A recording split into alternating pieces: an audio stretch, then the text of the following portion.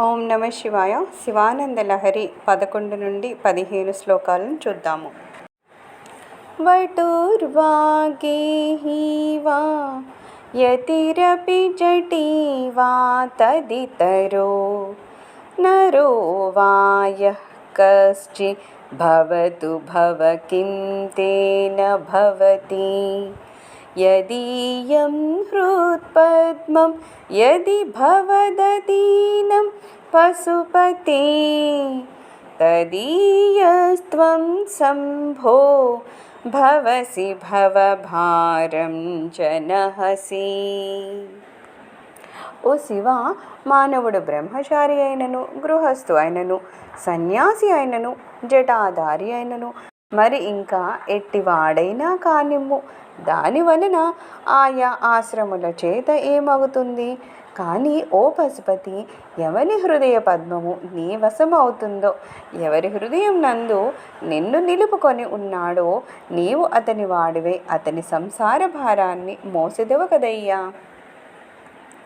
గుహాయాం గేహే వా బహిరపి వనే వాద్రిశిఖరే జలే వా వహ్నౌ వా వసతు వసతే కిం వద ఫలం సదా యస్యైవాంతఃకరణమపి శంభో తవ పదే స్థితం చేద్యోగోऽసౌ స చ పరమయోగి స చ సుఖీ. ఓ శంకర, మనుజుడు గుహలో కానీ, ఇంటిలో కానీ, బయట నెచ్చుటో కానీ, అడవిలో కానీ, పర్వత శిఖరంపై కానీ, నీటి యందు కానీ, పంచాగ్ని మధ్య యందు కానీ నివసించుగాక. ఎక్కడున్నా ఏమి లాభము?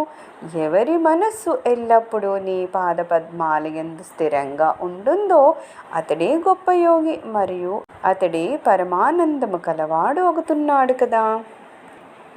అసారే సంసారే నిజ భజన దూరే జడధియా భ్రమంతం మామంధం పరమ కృపయా పాతుముచితం మదన్యః కో దీన స్తవ కృపణ రక్షాతి నిపుణః త్వదన్యః కో వా మే త్రిజగతి శరణ్యః పశుపతే. శివ, ఓ మహాదేవ, నీ సేవకు దూరమైన నిస్సారమైన ఈ సంసారంలో గ్రుడ్డివాడనే భ్రమించు నాకు మిక్కిలి కరుణతో జ్ఞానమిచ్చి బ్రోవవయ్యా. నాకన్నా దీనుడు నీకు ఎవరున్నారు? ముల్లోకాలకు నీవే దీనరక్షకుడవు కదా. శరణు వేడదగిన వాడవు కూడా నీవే కదయ్యా. ప్రభుస్త్వం దీనానాం ఖలు పరమబంధు పశుపతే ప్రముఖ్యోహం తేషామపి కిముత బంధుత్వమనయోః త్వయైన క్షంతవ్యాః శివమదపరాధాశ్చ సకలాః ప్రయత్నాత్ కర్తవ్యం మదవనమియం బంధుస్సరళిః. శివ, ఓ పరమేశ్వర, నీవు సమర్థుడవు, దేనులకు ముఖ్య బంధువు కూడా నీవే. నేను ఆ దేనుల్లో మొట్టమొదటి వాడను. ఇంకా మన ఇద్దరి బంధుత్వం గురించి వేరే చెప్పాల్సిన అవసరమే లేదు కదా.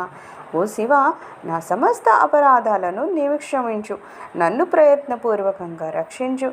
ఇదే కదయ్యా బంధువులతో మెలగవలసిన తీరు.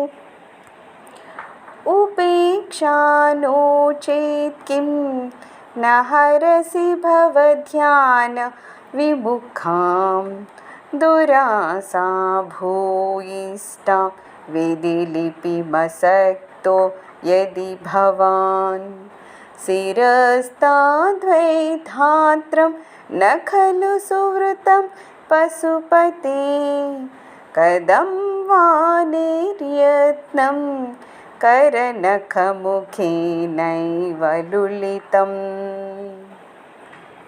ఓ సాంబశివ, దుష్టమైన ఆలోచనలతో నిన్ను ధ్యానించుట ఎందుకు కూడా ఆసక్తిని కలుగునట్లు చేయుటకు సూచనగా నా నుదుట బ్రహ్మ రాసిన వ్రాతను ఉపేక్షింపక తుడిచివేయము. నా చేత కాదని తప్పించుకోవడానికి వీలు లేదు.